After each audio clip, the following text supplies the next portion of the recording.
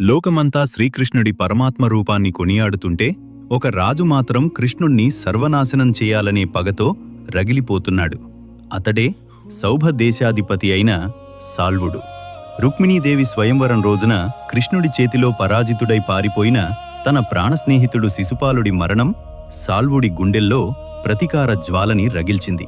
యాదవ కులాన్నంతటినీ భూస్థాపితం చేస్తానని సకల రాజుల ముందు ప్రతిజ్ఞ చేశాడు.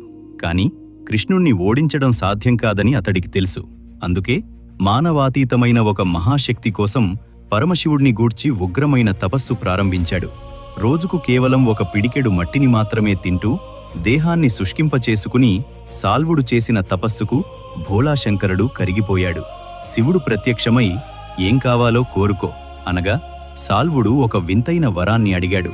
దేవ, దానవ, గంధర్వులకు కూడా భేదించరానిది తన సంకల్ప మాత్రంతోనే